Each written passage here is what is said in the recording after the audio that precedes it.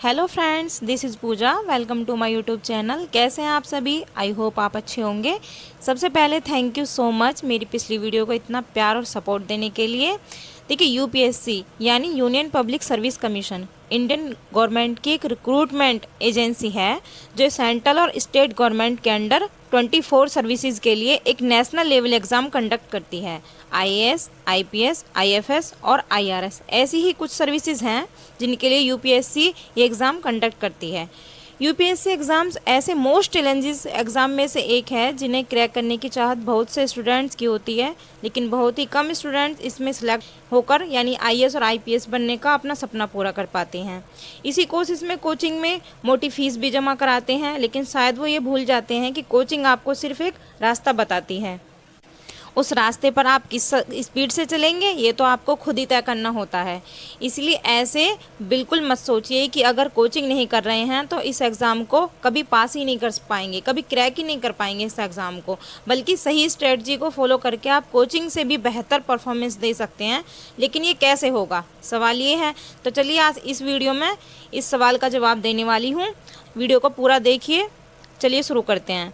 UPSC exam की तैयारी से पहले ये जान लेना बेहतर होगा कि इसे इतना टफ एग्ज़ाम क्यों माना जाता है।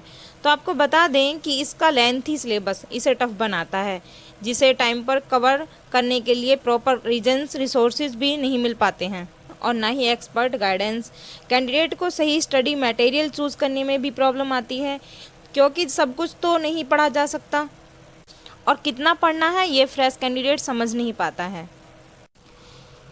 ऐसे में कोचिंग टाइम मैनेजमेंट और सिलेबस को कवर करने की स्ट्रेटजी भी बनाने में हेल्प करती है और इसीलिए सारा क्राउड कोचिंग के दरवाजे खटखटा देता है। कोचिंग हेल्प ज़रूर करती है, लेकिन वो आपको पास नहीं कराती। इसीलिए अगर आप बहुत ज़्यादा फीस नहीं दे सकते या फिर खुद ही तैयारी करना चाहते हैं तो ये स्वीकार कीजिए कि ये पॉसिबल है, ये संभव है। कैसे, ये हम आगे जानते हैं।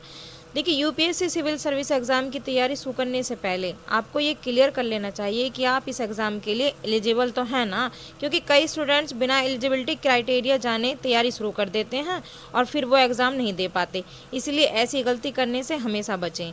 हर एग्ज़ाम में आप सेल्फ स्टडी कर सकते हैं, लेकिन जब बात यूपीएससी की होती है तो मिशन ज़्यादा बड़ा हो जाता है।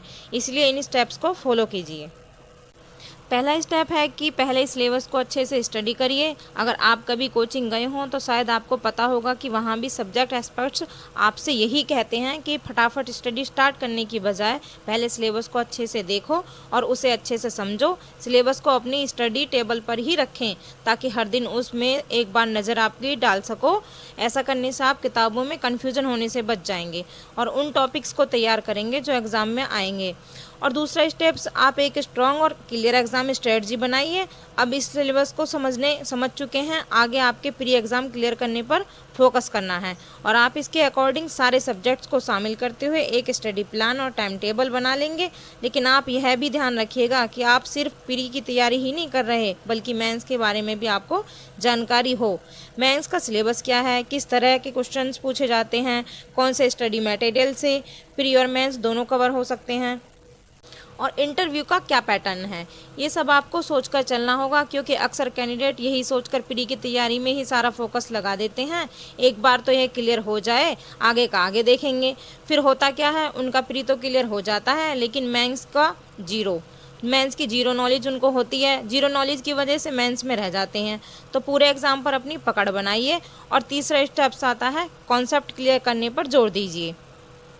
डीप स्टडी पर फोकस कीजिए ताकि सिलेबस में लिखे हर एक टॉपिक को आप इस तरीके से तैयार कर लें कि उसमें से कुछ भी पूछा जाए आप उसका जवाब दे सकें। इसके लिए एनसीईआरटी बुक से शुरुआत करें और उसके बाद ऑथेंटिक स्टडी मटेरियल को ही सिलेक्ट करें।